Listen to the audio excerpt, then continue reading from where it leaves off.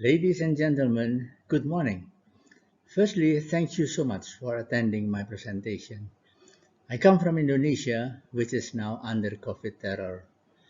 Life has been miserable in the last few months.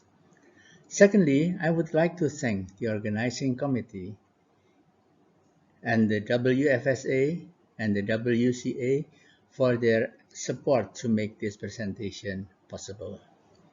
Innovation is the key.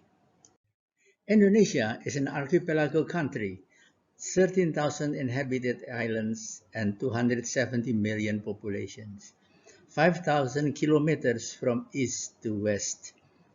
Unmet demand of health service exists. We try to set up healthcare missions to the points shown by red arrows, and this is the story. In a small island like this, there could be 1,000 people in the fisherman village. When one needs surgery, he will be transported to the district hospital in the main island. But mostly, patients accept the fate and die.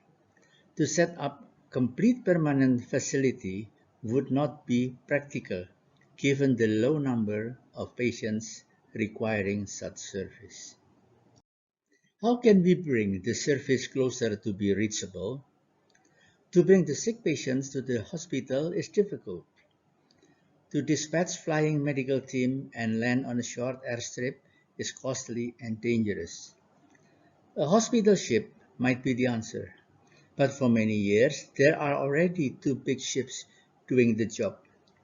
But the demand is still unmet because the big ships cost a lot of money to operate. We turn to traditional ship, which is more affordable. Why a small boat like Pinisi? Despite its simplicity and traditionally made, these boats are seagoing. Old writing mention those boats sailed as far as Madagascar. Further, these boats are easy to maneuver in shallow water on the beach to facilitate patients' transfer to and from the boat. Unlike big hospital ships that must remain in deep water farther away from the beach, which is a big problem during rough weather. This is the traditional seagoing Finisi, 28-meter long and 7-meter wide. It has two sails. We added 350 horsepower engine. The design facilitates maneuver in shallow water. You can see the picture on the left side. Are there anybody interested to run the mission? We were surprised. Specialist doctors and nurses, young volunteers, surgeons, anesthesiologists, GPs lined up to join. They were very eager to see the other side of their country, a challenge for the young generation's love for their country. Now here it is, Ksatria Airlangga. The boat's name is Ksatria Airlangga or Erlangga Warrior. Erlangga is the name of 15th century king in East Java. The boat has two operation rooms, one above the other, with standard equipments including oxygen tanks, sterile water, supply of infusions, alcohol, disinfectants, anesthetics. Everything is ready for action. Yeah, notice the low ceiling. The main OR is located on the lower deck. Up to 3 patients can be treated simultaneously. The smaller OR is located on the higher deck. Despite the museum property anesthesia machine you can see on the right side, modern vital signs monitoring and ultrasounds are also available. Now we can manage the missions under our own control. Safety has priority. The team feels like working at home.